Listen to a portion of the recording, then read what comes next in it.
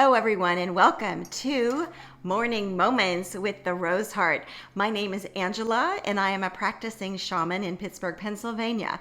I clear energy from people, places, and things. I am also an intuitive practitioner, reader, and a spiritual life coach. So if there's anything I can do to assist you, please email me at roseheartshaman@yahoo.com. Today, I am building on the themes of New Earth and the inspiration I'm receiving from this beautiful deck, the Archangel, Fire Oracle deck from Alexandra Wenman. You know, Mama's got a brand new bag, and in her bag, she's bringing Jesus. And today we are going to talk about Christ consciousness and our beloved Jesus. Many of us, as Christians or starting out as Christians. I was a Roman Catholic for many, many years, and it's part of my DNA, soul mapping. But this beautiful card of Christ with the Sacred Heart right there in the center is really where I want to focus and take us back to. And many of you know that I spent a lot of time during Lent and right after Lent channeling these messages from the Archangel realm. I have my beautiful archangels with me today, all around me. And they also wanted me to share and get information out there into the ethos around, different meanings of the cross, how we've been conditioned to believe certain things a certain way. And now that Earth is rising and she's got these beautiful new frequencies, and it's kind of a restart. It's a restart for everyone, and that's the good news. You know, the good news of Christ? Well, it's like good news 2.0 of the Gospels, but these things are just kind of elevating and expanding. And I want to return back to some of the original intentions behind Christ's life on Earth and how it really kind of got hijacked along the way based on organized religious structures and the rules of men. Now, first of all, full disclosure, I am not here to shake up your world. This is for those of us, however, who were raised a certain way, but we always kind of felt there was a piece of things, something was missing. And we really couldn't put words around it, right? Because we still went to church, because our family went to church and our ancestors went to church and we went to church. We just kind of kept the tradition going.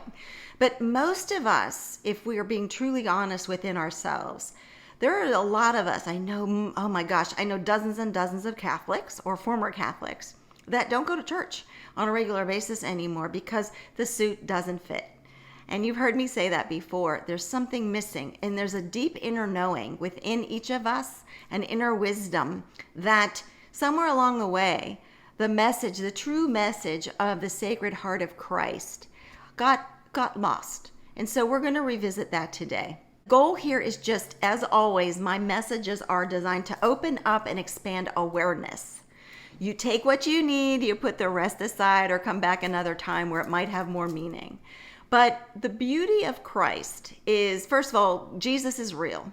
And he has provided a lot of inspiration for people throughout time and throughout history. The unfortunate part about his life is that men along the way felt that they had to be brutal and kill people to convert to Christianity, when none of that was necessary. Everything is right in this card. Jesus, just focus on the center of the heart, that beautiful red shining sacred heart emitting from the center. That is where I want to focus on the Christ consciousness that lives within each human being. It is where compassion lives, unconditional love, forgiveness, right? Just forgiving people who hurt us and moving on in a more positive, strengthened way. It's the strength of heart to get through the challenges in our life. It is not meant, however, for us to suffer. You see, Jesus suffered on the cross. He died a horrible death so that we don't have to suffer any longer.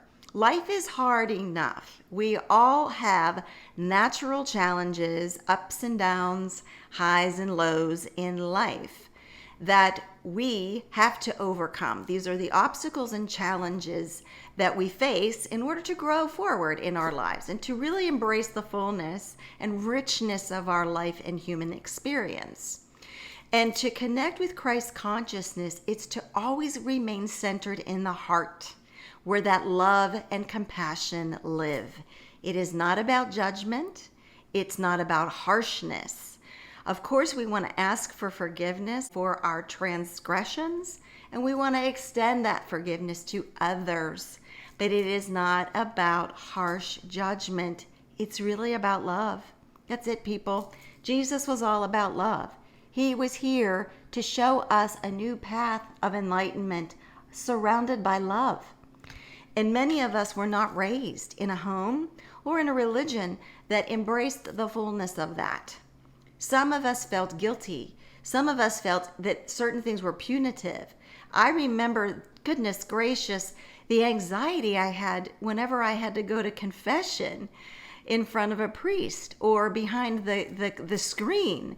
There was just something shameful built into it that made me feel dirty and unclean and unloved.